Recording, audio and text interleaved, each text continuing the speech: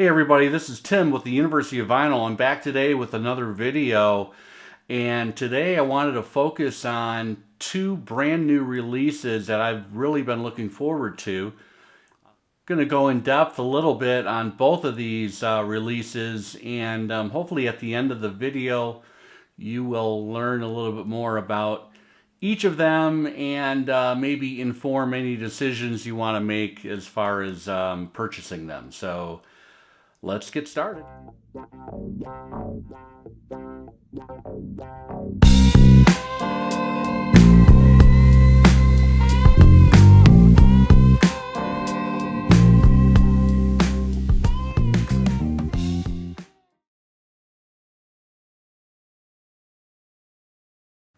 I'm a huge Lindsey Buckingham fan, and I was, kind of dismayed and bummed out when Fleetwood Mac basically kicked him out of the band.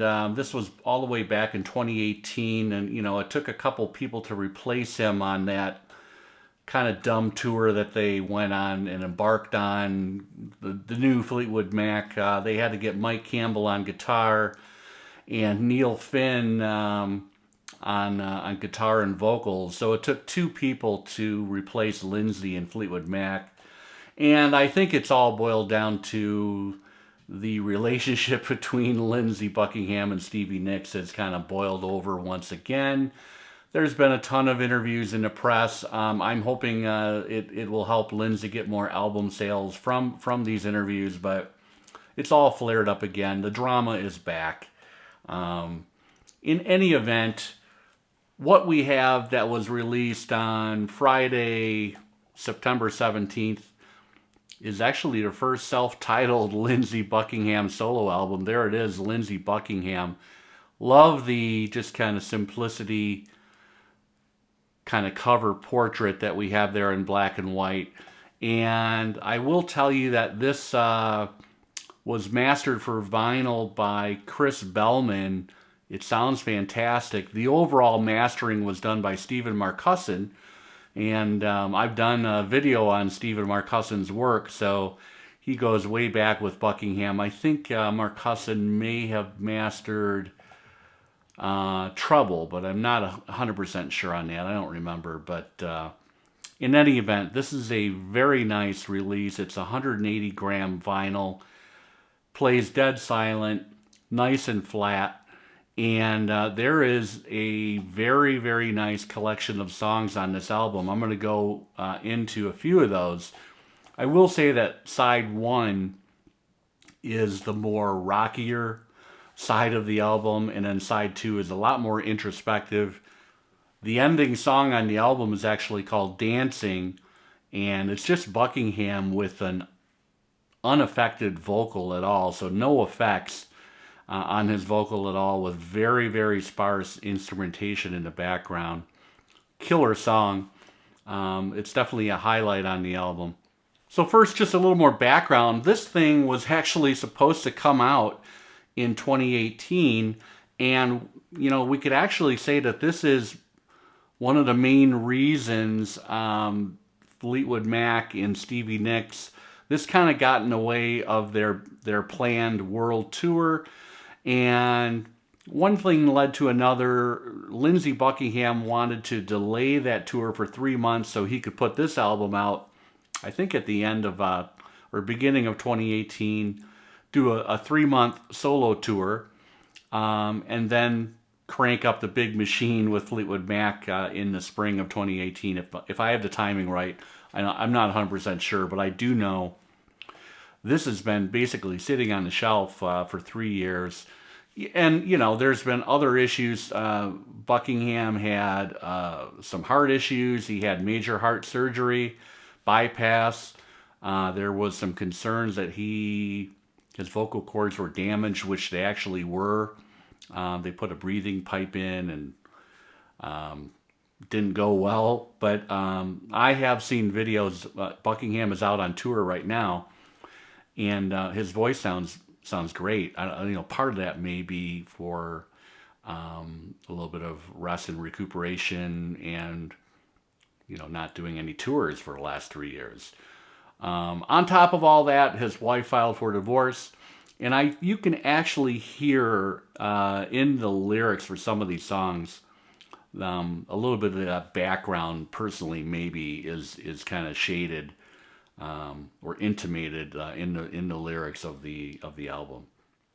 The second song on side one is called "I Don't Mind," and it's very reminiscent of Big Love from Tango in the Night, the '87 Fleetwood Mac album. That was the last album that Buckingham was on before he took a hiatus, and eventually came out in '92 with Out of the Cradle. This album, in my mind right now, is a very strong contender for his best solo album since Out of the Cradle. It's that good. In any event, I was talking about I Don't Mind, and there's a lot of similar vocal background effects that you hear in Big Love. So kind of reminiscent, kind of interesting to hear that. The third song on side one is called On the Wrong Side. This is probably the rockiest song on the album.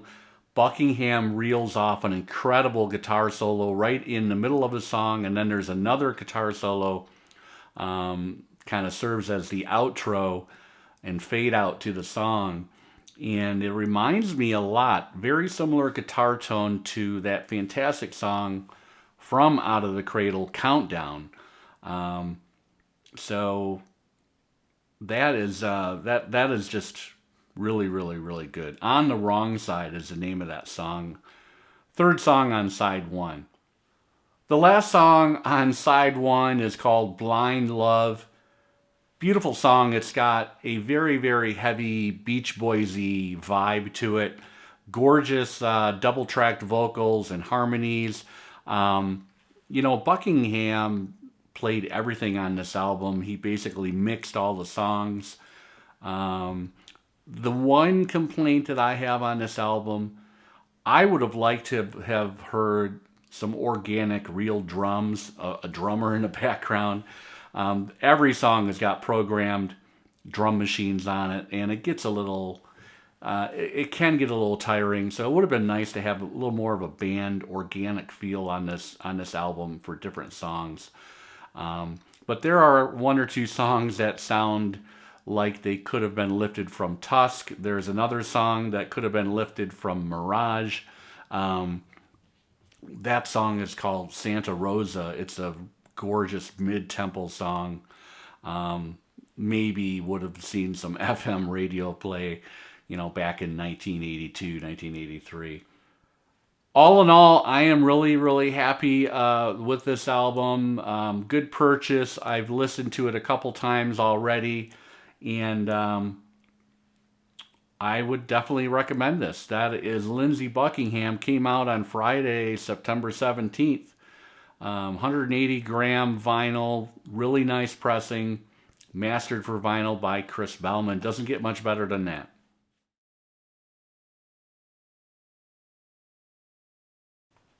If you didn't know, Dylan has got another release out in his kind of continuing bootleg series. What I have in my hand here is Springtime in New York, the bootleg series volume 16. This is focused on the recordings between 1980 and 1985. There's a 5 CD set available. I opted for the kind of highlight curated 2 LP set. And so far, I am incredibly pleased with this. This was mastered by Ryan K. Smith. There's a sterling stamp in the dead wax. This is a double album kind of selection of songs and a really nice package. There is the back cover, kind of showing the track list, and kind of a cool. This is the slip cover for album number 1. There's some great photography in this entire package. Includes a book that goes kind of track by track with the history and the players, who was involved. This whole package is covering Shot of Love, the 1980 kind of final religious period album, Infidels, released in 1983, and then Empire Burlesque, which I believe came out in 85. Check out, there's a nod to that Infidels cover there, that black and white, and then some cool stuff there. The book is fantastic. This is about I don't know, 25, 30 page book going in depth on all of the songs. I have so far listened to album 1 and got a couple notes here. So on side A on album 1, we've got Joker Man. This is an alternative take from that fantastic song from Infidels. Need a Woman is a song that appeared on Shot of Love, and it's a rehearsal piece. There's Jim Keltner on drums on that, Danny Korchmar and Steve Ripley on guitar, Tim Drummond on bass. Those incredible background singers that Dylan had in the 80s, Carolyn Dennis, Madeline Quebec, and Clyde King. Dylan is actually on piano on that song. Need a Woman is, this is a little more of a slowed down, a little bit of a rougher take, but it sounds great. So does Joker Man as well. Probably worth the price of admission are 2 songs on side B on the first album. That is Don't Fall Apart on Me Tonight. So that was actually the closing song on Infidels. And this is a much different take. It's got some really nice guitar from Mick Taylor. And of course, Mark Knopfler is all over that as well. You got Robbie Shakespeare on bass, Sly Dunbar on drums. The first song on side B is Someone's Got a Hold of My Heart. That was an early version of Tight Connection to My Heart, which appeared on Empire Burlesque. Great take of it. And then finally on side B, the third song is the infamous Blind Willie McTell.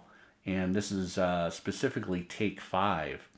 Dylan leads off this song. If you haven't heard it, it's fantastic. And it's absolutely crazy. The song was not included on Infidels.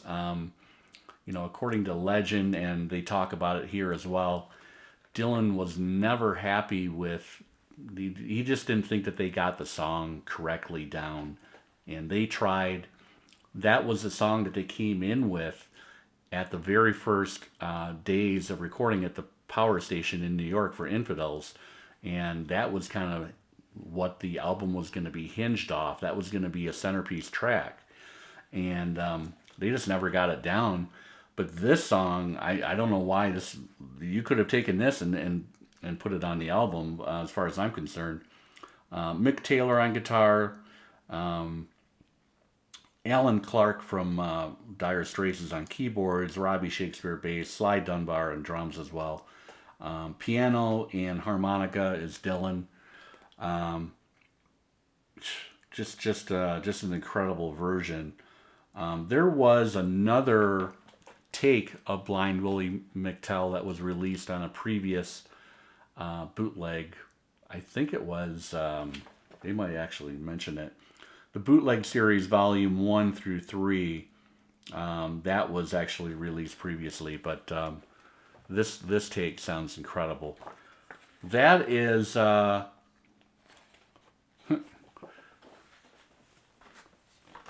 is Springtime in New York. There's Dylan on a motorcycle.